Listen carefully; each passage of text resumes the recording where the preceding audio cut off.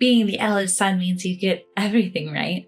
Everyone's stunned by my brother-in-law's wife's comment. She had always insisted that being the eldest son was important, but this was too much. Just as I was about to reply, my brother-in-law spoke up. My name is Sophia. I'm a 32-year-old working housewife. I got married to my husband Owen just last year. We've known each other since elementary school, but our relationship was far from expected. We'd usually argue whenever we met, but during our college years, he confessed his feelings to me. Embarrassed, he scratched his cheek as I looked at him in surprise. I initially turned him down, but from that point on, I started thinking about him more. Half a year later, I was the one confessing to him. We dated for about 5 years after that. We went to tell his parents about our marriage. I was warmly welcomed. My, you must be Sophia. Owen has told me so much about you. It's such a pleasure to finally meet you today. Owen told me you're his first love. We're so happy to have someone like you as a part of our family. Well, I was pleased to hear this from my parents-in-law. Owen looked flustered next to me, his secret laid bare. The fact that I was his first love was news to me. The thought made me feel ticklish and happy. I whispered this to Owen and he turned bright red with embarrassment. The meeting ended on a positive note. Owen has a brother who is already married. We planned to meet them around the end of the year, so we headed home. A few days later, while we were looking for our new home after the wedding, Owen's phone rang. It was from my mother-in-law. Your dad's been in a car accident. He's in the hospital with a leg injury. The doctor says there might be lasting effects. Can you come? Hearing this, Owen and I rushed to the hospital. Mother-in-law was sitting alone on a chair in the hallway. Mom, how's Dad? What's this about lasting effects? Owen, and you too, Sophia, thank you for coming. Your father apparently shielded a child who ran into the street and was hit by a motorcycle. I hugged my trembling mother-in-law, not knowing what else to do. Shortly after, the doctor emerged from the treatment room. His life isn't in danger, but he broke his femur. Given his age, even with rehab, we can't guarantee he'll be able to walk again. You should prepare yourselves for that possibility. We were all at a loss for words. My father-in-law is an active man. Even in his 60s, he's passionate about his hobbies, playing basketball, volleyball, and skiing. The thought of him unable to do any of this was devastating. My mother-in-law looked completely disheartened. However, when my father-in-law woke up, he was different. When we told him about his leg, he just laughed it off. If my legs help save a child, then it's all worth it. I might not lose the ability to walk completely. Even if I do, I'll face it then. I can still compete in a wheelchair, you know. I'm just glad to be alive. I swear, you're one of a kind, but you're right, it's a blessing you're alive. My mother-in-law's face softened, filling the hospital room with laughter. Just then, the door swung open and a flamboyantly dressed woman walked in. Behind her, a man with 3 children in tow also entered the room. Seeing my father-in-law, the man sighed in relief. Dad, I'm glad you're okay, but at your age, you should be more careful. Oh, Benjamin, you came, and you brought Emily too, thank you. The man called Benjamin was my brother-in-law. My husband resembles my mother-in-law, but my brother-in-law looks more like his father. When he noticed us, he nodded and introduced his children. You must be Sophia, right? Thanks for marrying my little brother. I'm his older brother, Benjamin. This is my wife, Emily, and these are our kids. Say hi, everyone.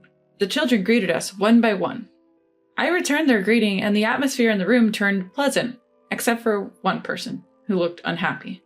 Emily, my sister-in-law. I'm glad you're safe, father-in-law, but you can't use your leg anymore, right? We can't take care of you. We have kids, so living together is out of question. You're not going to impose on us just because he's your eldest son, are you? Nervously fidgeting with her freshly painted bright red nails, my sister-in-law, Emily, casually dropped her bombshell. The room's relaxed atmosphere instantly charged with tension. Look, Emily, don't worry about it. I have no plans to live with you guys. I'm doing fine, and we will go to a facility when the time comes. But wait, won't they charge us for that? Because, we're the oldest son's family. We also have the kids' education to think about, right, Benjamin? At Emily's rude comment, even my brother-in-law Benjamin seemed at a loss, nodding uncomfortably. My mother-in-law was visibly shaking with anger.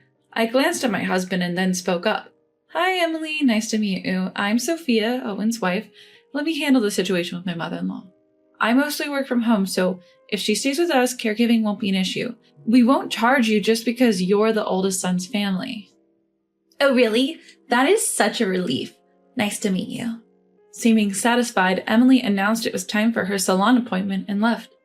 "All right, we should get going too. Sophia, please take care of Dad for us." Benjamin left the hospital room, taking the kids with him to follow Emily. What's the deal with Emily? She's unbelievably rude. Yeah, she just showed up about 10 years ago, already pregnant, and my brother married her shortly after.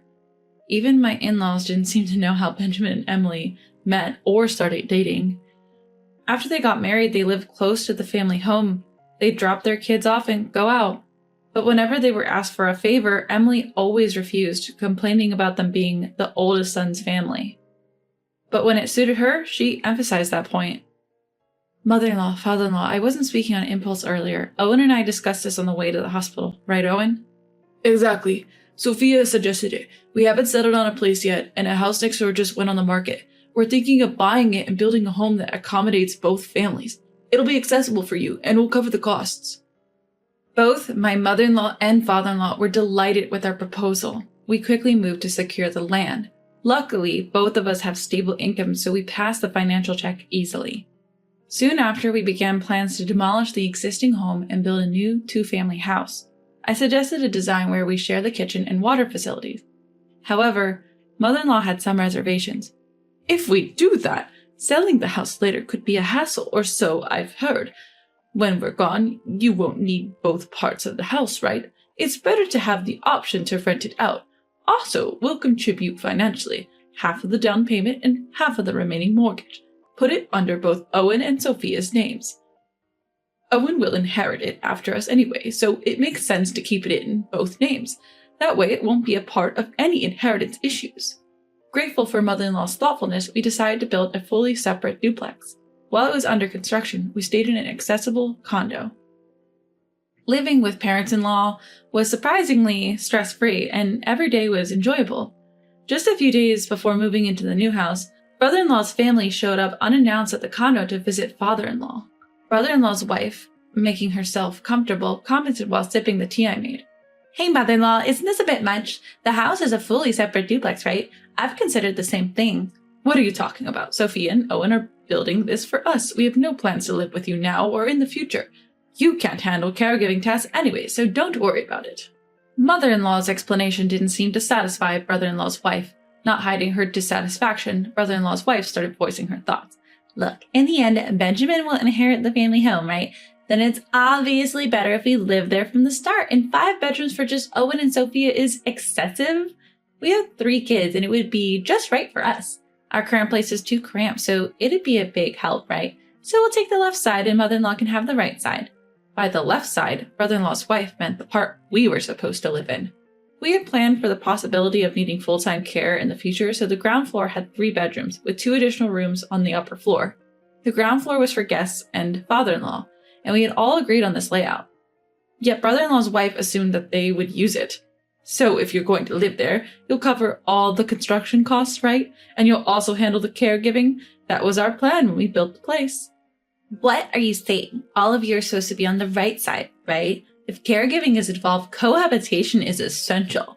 We're already living harmoniously, right? Then just keep it that way. We won't have to pay anything. Emily just continued dreaming aloud. In her dream world, her family saves on rent and lives in a spacious home, happy as can be. For the in-laws and us, caregiving becomes easier and we get to see brother-in-law's wife's children regularly, making everyone happy. In her head, we owe it to my sister-in-law, who made the win-win proposal. My father-in-law had been silently listening the whole time, but he now instructed my mother-in-law to retrieve something from a drawer. Following his instructions, my mother-in-law pulled out a thick envelope in a single sheet of paper. In this envelope is $500,000. This is for you both. In return, never contact us again. And Benjamin, sign this document. Our entire inheritance will go to Owen. Everyone absorbing my father-in-law's words, my brother-in-law looked shocked. My mother-in-law seemed to have been aware of this plan all along. The room fell silent for a moment. My sister-in-law wasn't one to back down easily. But he's the eldest son. Doesn't the eldest son get everything?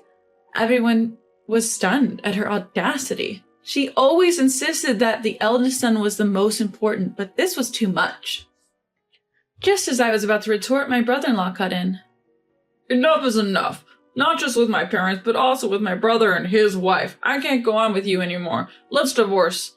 Dad, will this signature do for announcing the inheritance? And I don't need the $500,000, but please don't cut us off. The kids love you guys. At brother-in-law's words, father-in-law nodded in agreement. Mother-in-law, with tears in her eyes, seemed to be okay with it too. For a moment, my sister-in-law looked dumbfounded, but she soon regained her composure and started shouting.